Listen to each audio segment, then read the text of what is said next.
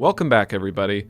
As promised, this will be the final episode of the tiny cabin on wheels build. Like most of my projects, it took me a lot longer to finish than I anticipated. But it's finally done, and I have to say I'm pretty proud of the way this thing turned out. Today we're tackling the interior, which means building a kitchen, a dinette, a bed, installing a wood stove, running plumbing, and a list of other things that I've never done before. So anyway, let's get started. I have a hard time imagining that there's anybody out there who enjoys cutting a hole in their roof, especially when you took so much time to make sure it's waterproof and buttoned up real good. But it had to be done in order to install the wood stove, so I used this Sawzall with a metal cutting blade to cut through both the plywood and the sheet metal on top, which is actually a lot harder to do because the blade doesn't really want to turn, so I recommend drilling a lot of pilot holes instead of just going for it like I did, which resulted in a really uneven cut.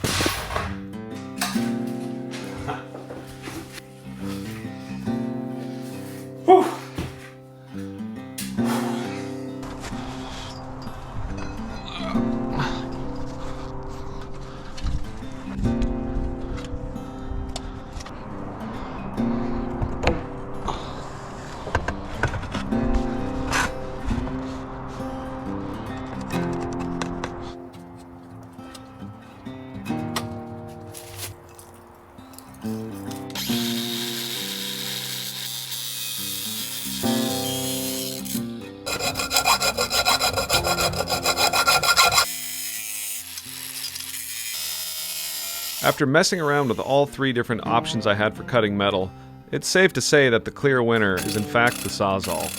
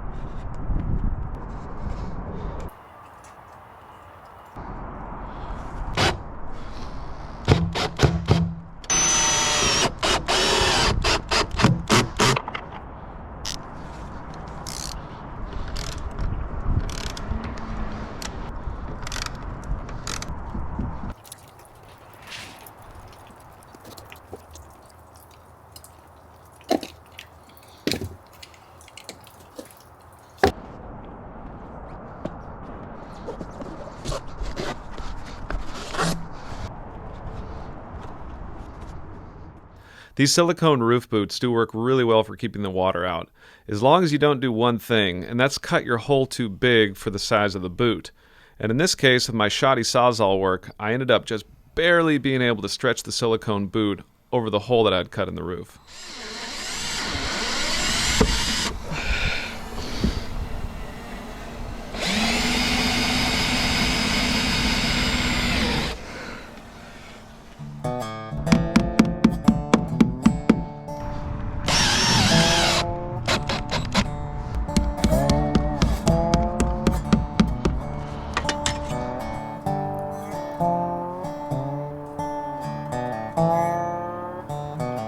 Glad to have that done.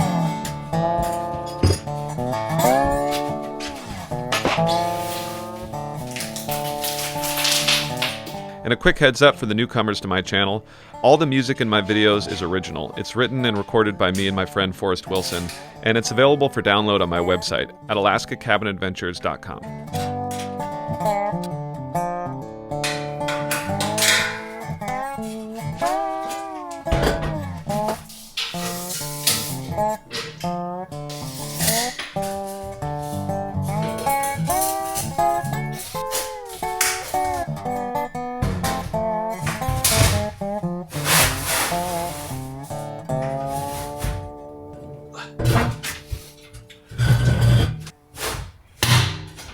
You never want to start your wood stove for the first time inside. There's a bunch of chemicals that need to cure off in the paint, and so the stove itself will smoke and smell really bad. So I always make sure to get a good hot fire going outside and let all that junk burn off before I bring it inside. That's close.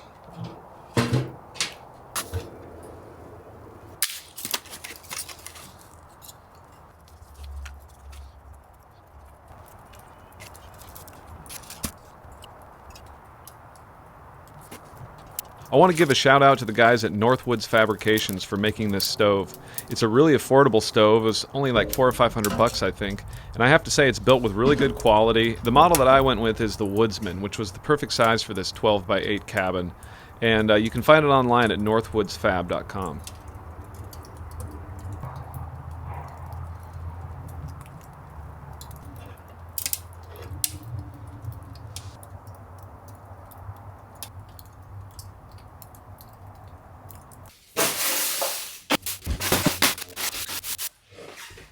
Since it's just a really simple steel box stove, I decided to add some fire brick on the inside to make sure that things didn't get too hot on the outside, and I also think it'll help preserve the steel over time to keep it from warping and cracking.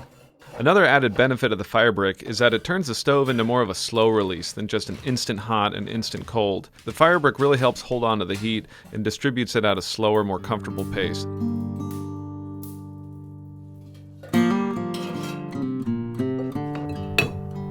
After a quick test run in the cabin, I decided I wanted even more fire brick in the stove. It wasn't quite filled all the way because the bricks didn't fit, so I got a chisel out and made them fit. If you find yourself cutting fire brick, make sure to wear a mask because the powder that comes off of it is supposedly pretty nasty.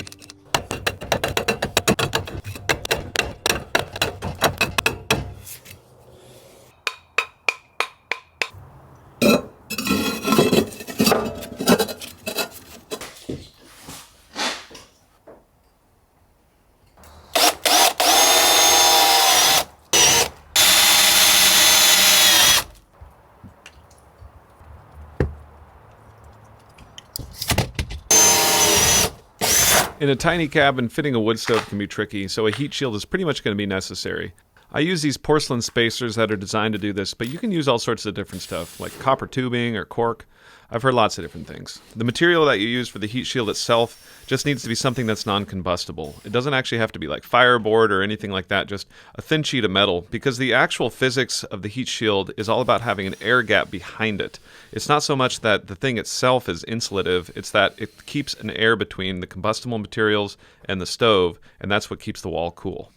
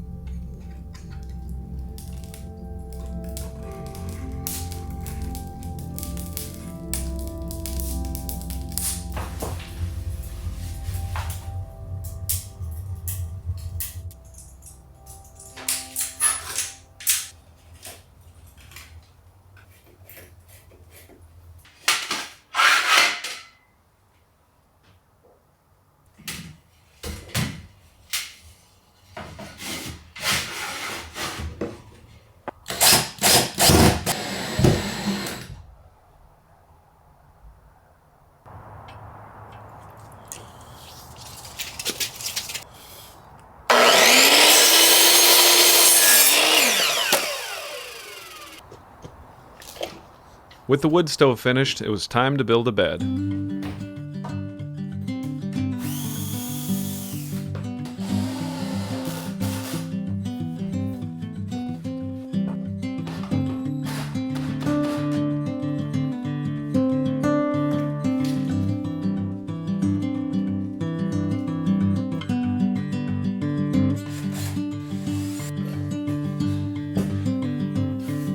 Timmy, you want to help me?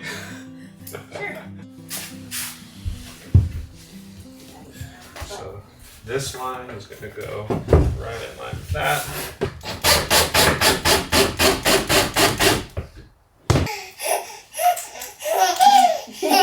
Yeah, it's pretty funny.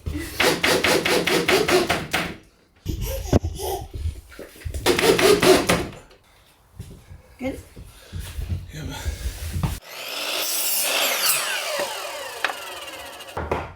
I picked up this slat bed design from YouTube, and I watched quite a few different people make it and picked up some good tips from some of them.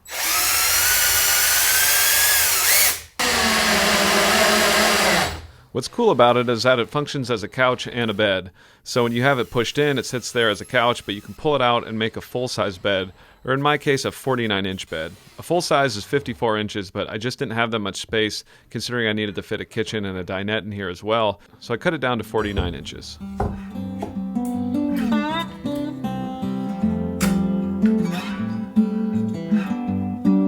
Plus 5.5. 11 plus 5.5.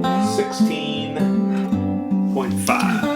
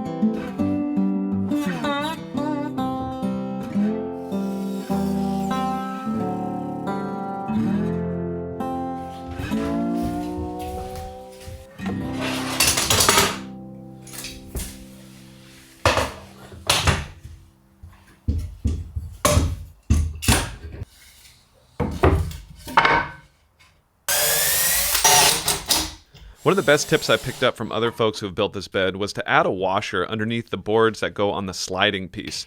This keeps it from catching up on the framing from the stationary piece and makes the bed go in and out really smooth.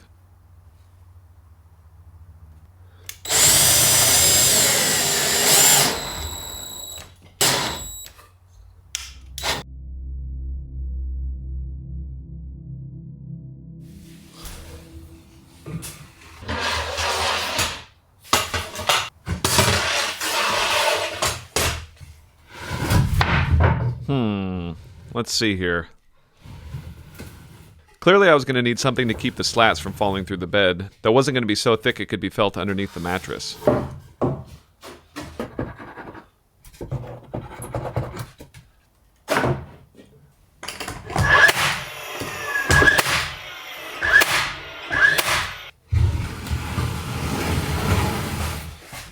Perfect. But now I needed something to make sure that the slats wouldn't pull all the way out and fall off the framing altogether. So I added another piece on the underside to stop that from happening.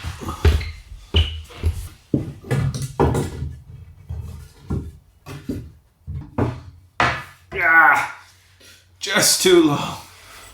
Just too long.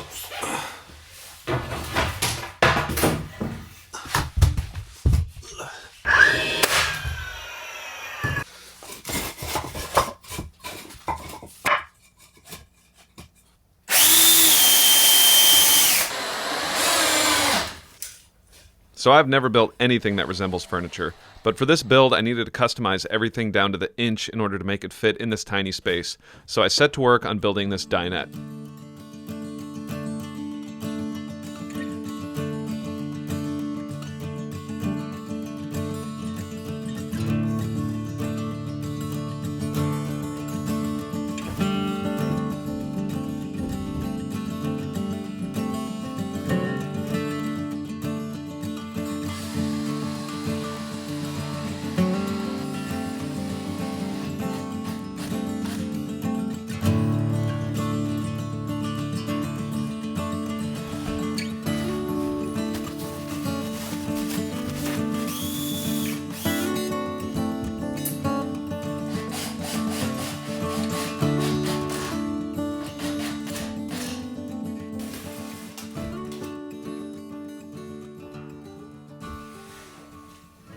I was pretty happy with how these 2x2s started to take shape.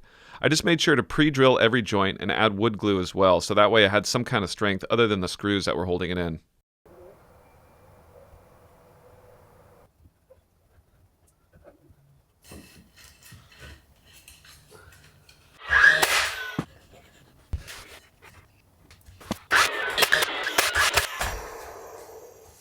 Another great tip I picked up from a fellow YouTuber was using these 1x3s as trim pieces around the 2x2s. That gives an inside edge that you can secure something else to. And in my case, I happen to have a bunch of leftover cedar tongue and groove siding. And I'll admit, I think it looks pretty dang good for being as simple as it is.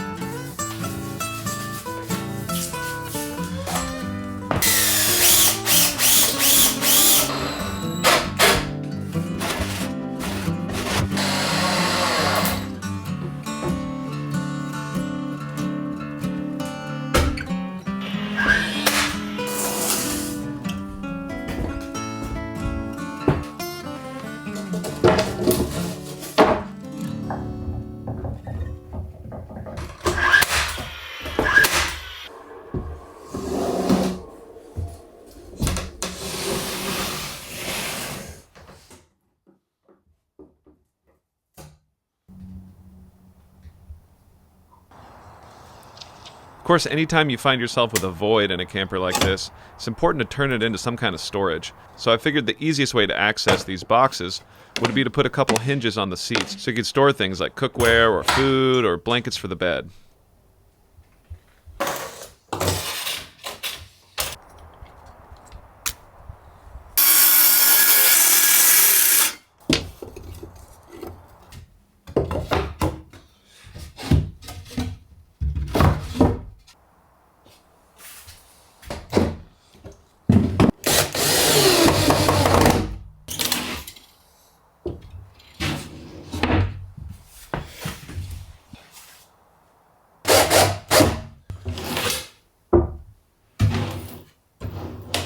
Now that the benches are finished, it's time to do the kitchen. And this is going to be tricky because I had to figure out a way to custom fit the oven that I had, the battery-powered fridge that I plan to use, the damaged sink that I got for free, also find some space for a countertop, and a couple of cupboards to keep things in as well. Shoot. Dang it. This outlet is in the way. Dang it.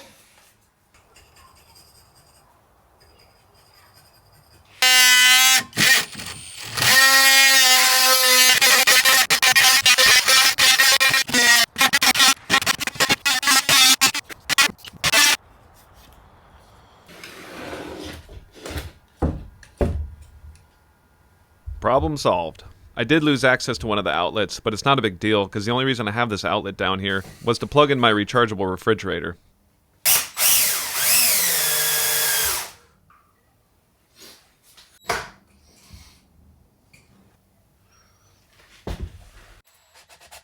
The more pieces of wood that you try to join together on a single corner gets exponentially trickier because there's more and more screws going through where you might need the next one to go.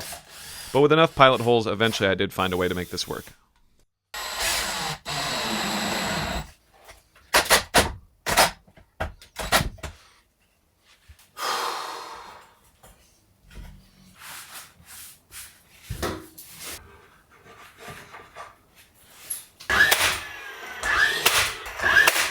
And a quarter.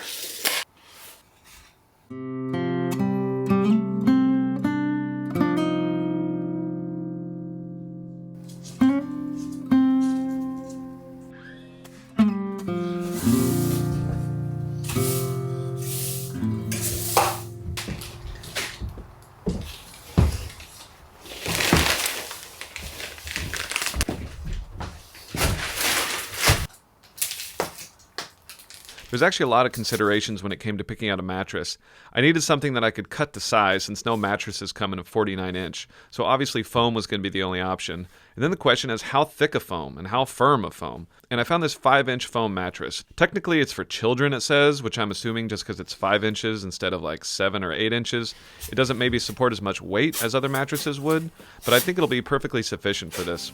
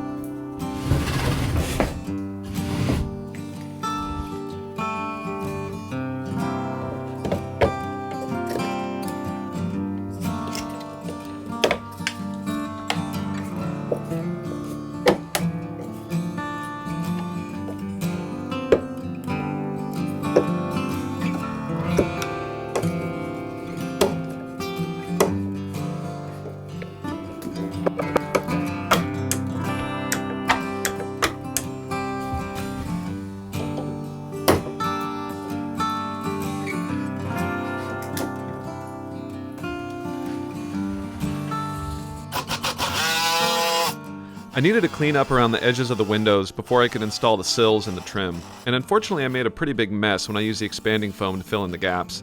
I also had a really hard time getting the Grace Ice and Water Shield to come unstuck from the sill. That stuff really does do a good job of locking into the wood. I can see why it's so popular for the roof.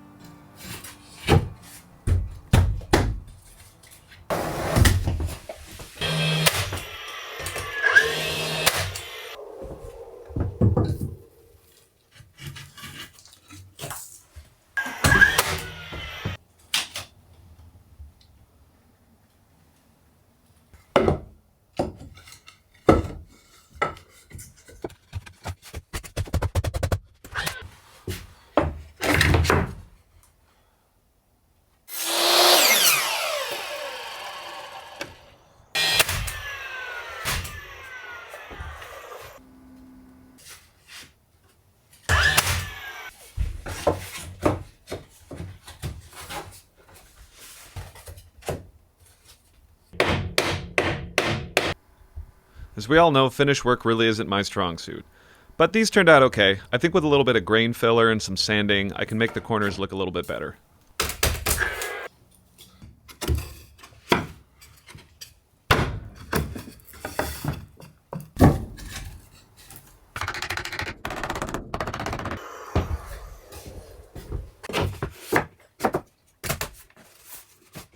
It's so hard to anticipate every single step that's going to come later on. Like when I put this outlet in, I really wasn't thinking about how far the trim was going to stick out from the window and thus interfere with the corners.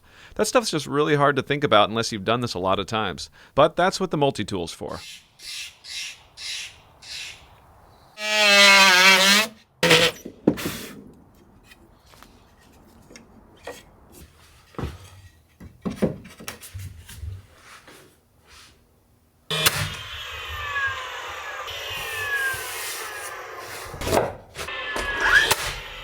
After cutting the seat flush with the rest of the bench, it was time to move on to stain.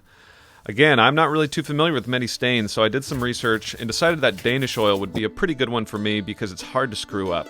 You just apply it to the wood, and you don't have to worry about brush strokes or direction of the grain or anything like that. I ended up doing about 3 or 4 coats before I called it good.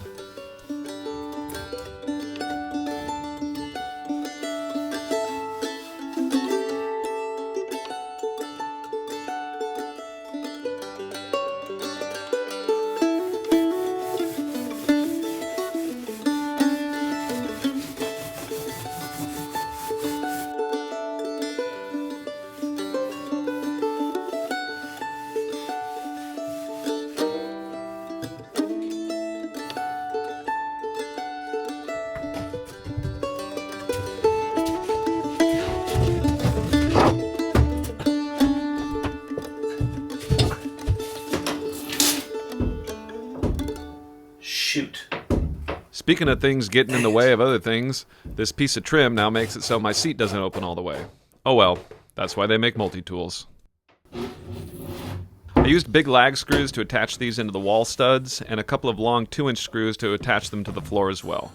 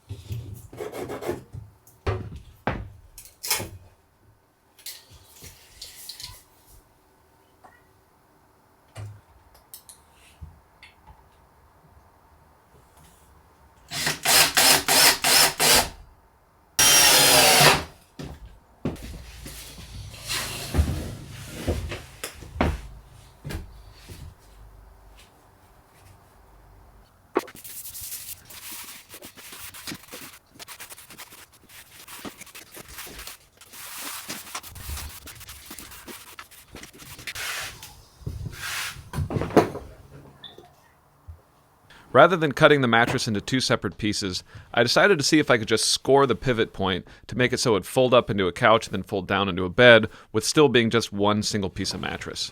Worked like a charm. Ha! And it was then that I realized I had screwed up yet again. I really made the bed too high. My idea was to put storage underneath it, but when you sit on it like a couch, your feet dangle and it's not comfortable at all. So I decided I was going to need to go ahead and shorten the bed. This required cutting all the legs, uninstalling it from the wall, and dropping it down to a new level point. The only problem was that doing this by myself actually turned out to be a lot harder than I thought, and the bed dropped on top of me and I got stuck underneath it, and it was a whole fiasco. And of course my camera battery died right at the beginning of that process, so I didn't get any of it on film, but just know it was a gigantic pain in the butt. So for future reference, it's important to know that a good couch height is about 15 inches, and that needs to include your mattress. So I built mine to 17 inches and then put a 5-inch mattress on top of it, which is why it was way too high to be comfortable and have your feet sit on the ground.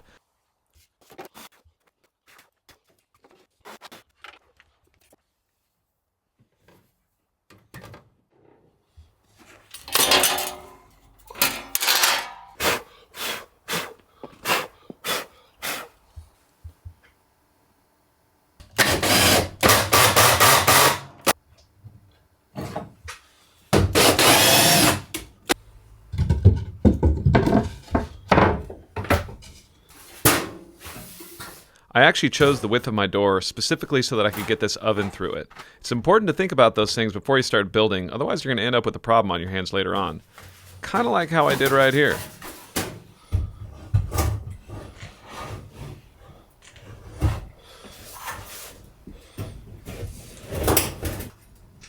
Shoot. Dang it. Oh. Shoot. Stupid. I measured the overall width of the stove from the back, but it turns out there's these little nubs at the top that stick out another 1/2 inch on either side, meaning that I was going to have to trim down the opening on this.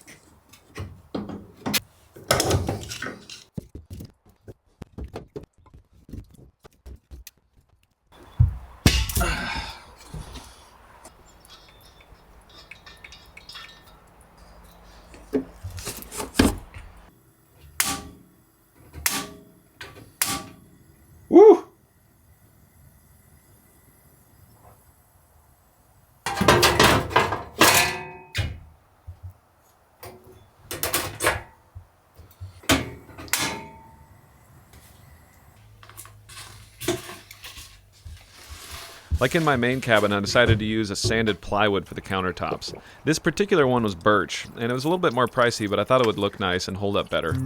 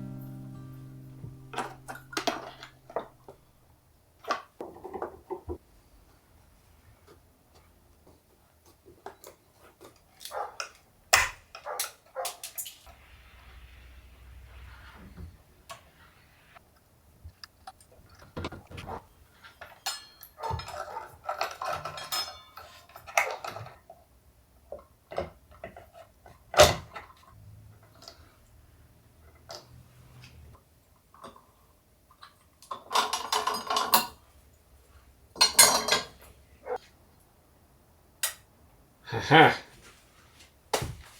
Oh yeah. Solid as a rock. For the refrigeration, I decided to use the Glacier fridge by EcoFlow. It's the same one that I have out of my cabin, and I've been really impressed with it. You can charge it up, and it'll last for about 2 or 3 days on a single charge. You can also power it with solar, DC, or AC, so I thought it'd be a perfect fit for the cabin. I've included a link down in the description.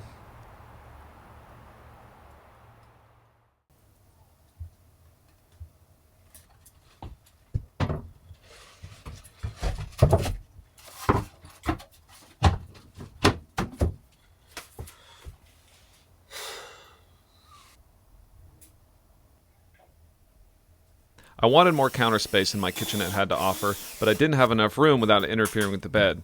So I decided to build this little bump out so that the counter would go farther, but the bed could still fold out to its full width.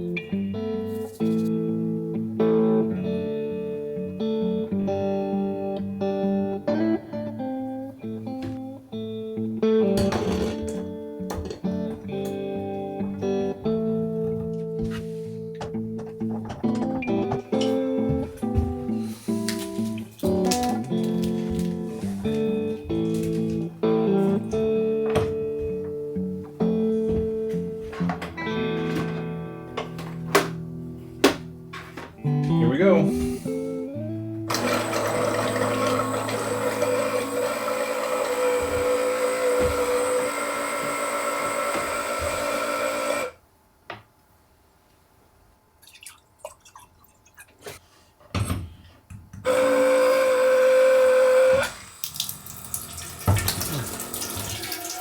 Pulls it from the cup, no problem.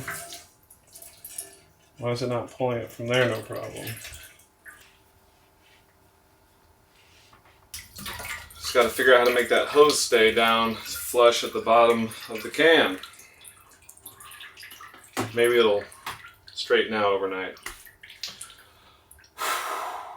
Well, spoiler alert, it didn't straighten out overnight. However, I did learn that in order to get vinyl tubing to straighten out, all you have to do is put it in boiling water, take it out, and lay it somewhere completely flat and let it cool. And then it will hold its shape as a straight hose. Problem solved.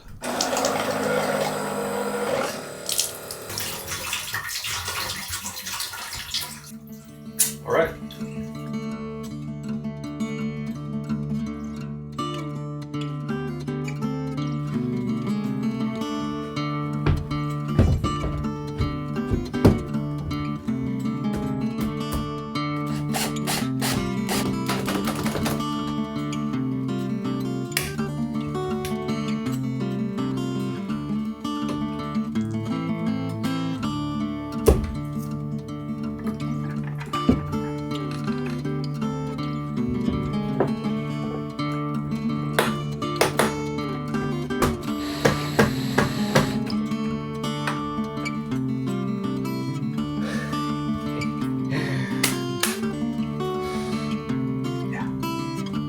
Cool.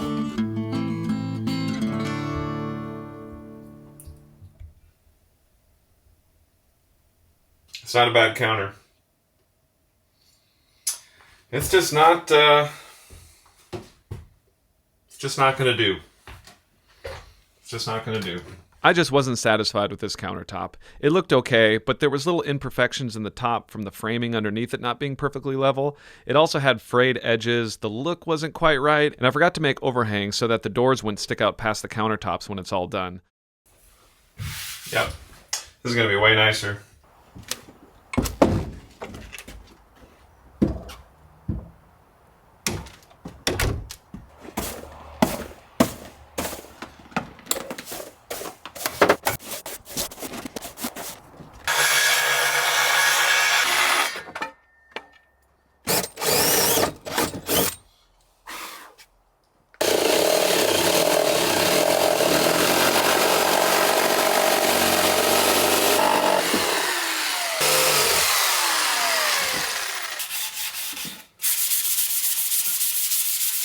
The Danish oil worked well for the other furniture, but for a countertop you want to use something that's got a lot stronger top coat. So I used a polyurethane finish and did 4 coats of that as well. It came out glassy smooth.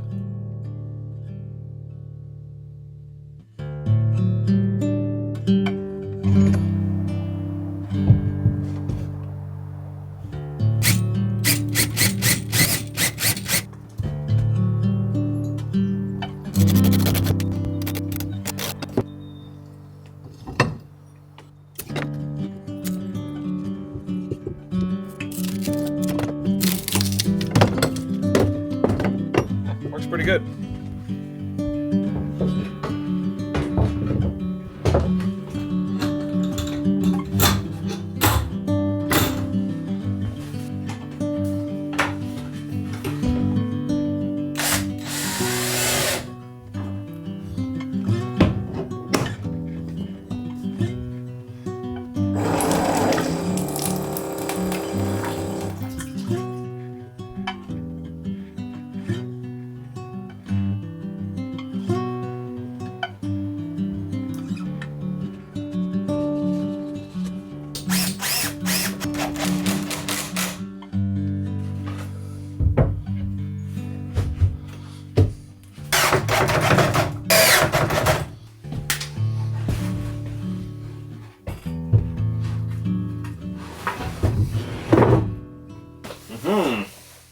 Having a spare bed in a cabin like this can really come in handy. You don't want to have your buddy cozying up to you when you're on a hunting trip.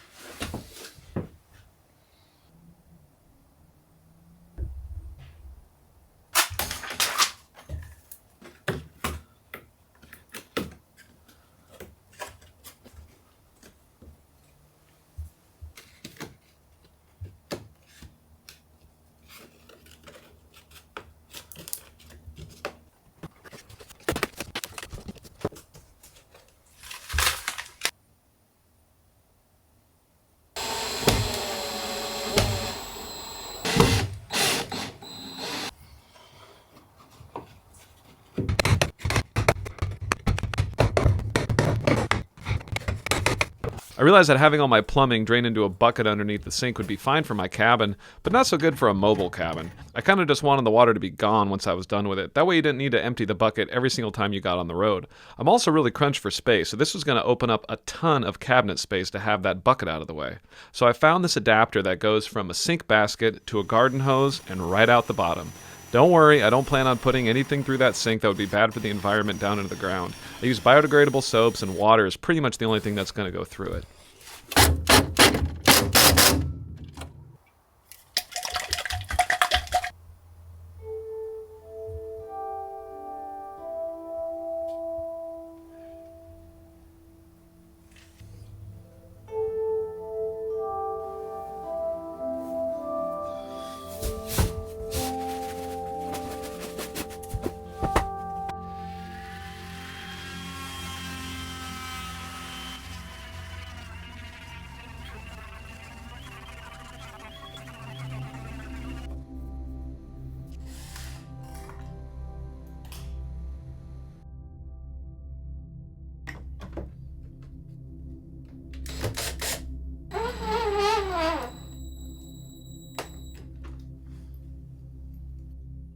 When it came to making the doors for the cabinets, I had to call in the big guns. My wife is much better when it comes to tiny little details than I am, and she's actually had a little bit of experience doing cabinet work with her dad growing up.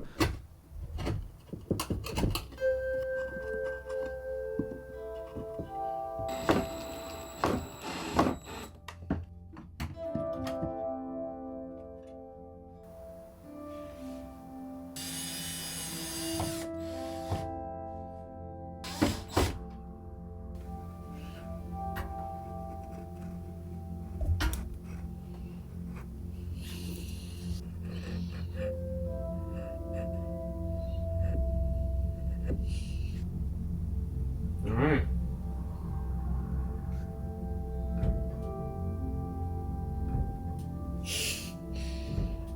Won't open. But even the pros make mistakes. So away she went with the chisel to try to make this door open a little bit wider. Now, if it was me, I would have just taken a hammer and beat the whole thing to the ground. I don't have the patience or the know-how to try to figure out how something's getting stuck and then carefully adjust it so that it'll work. But a lot of her strengths just happen to be my weaknesses. So we make a pretty good pair.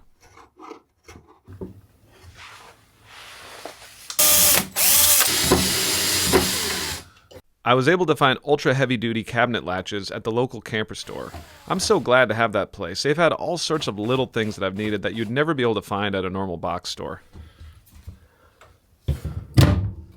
Hey.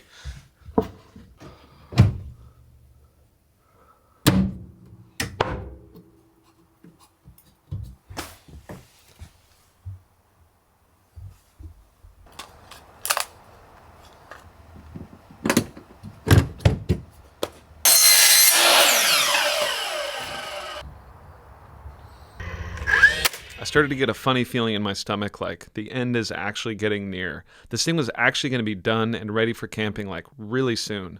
All I had to do was finish up this cabinet door that my wife started for me, and of course I managed to screw that up too. Dang it.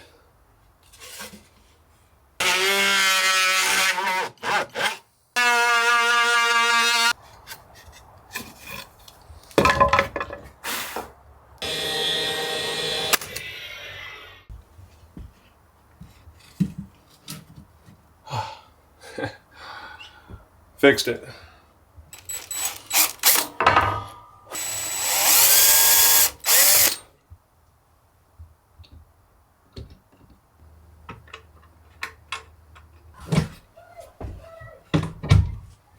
All right. One final step before I was ready to take this thing on its maiden voyage. I needed log posts for the porch, and I happen to know exactly where I could find some.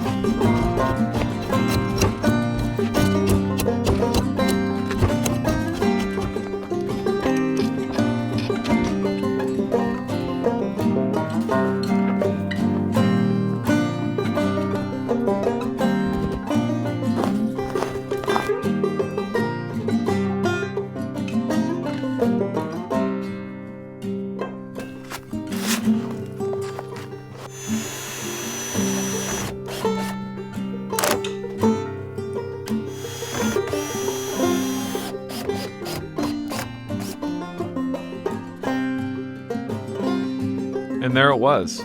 It was done. Well, kinda done. Of course, there's always something left to do. I still needed curtains and upholstery. I needed to finish up some more exterior siding once it warmed up enough to use the stain that I like. So of course calling this done isn't quite right, but it was done enough to get up in the mountains and do some camping. First I needed to have it weighed to make sure that I hadn't exceeded the coupler rating or the axle rating on my trailer. If it was over 5,000 pounds, I was going to have a big problem. That meant I was going to have to cut off the coupler and have a new one welded on, and if it exceeded 7,000 pounds, I didn't even know what I was going to do. I had a tremendous amount of anxiety while I waited for those numbers to come in from the weigh station. And then there it was, 4,420 pounds. Hallelujah, we are under the 5,000 pound mark with it all done. That's with the water, the wood, the propane, everything fully loaded. It was ready to go, and I couldn't be more happy about it. This thing was actually going to tow okay.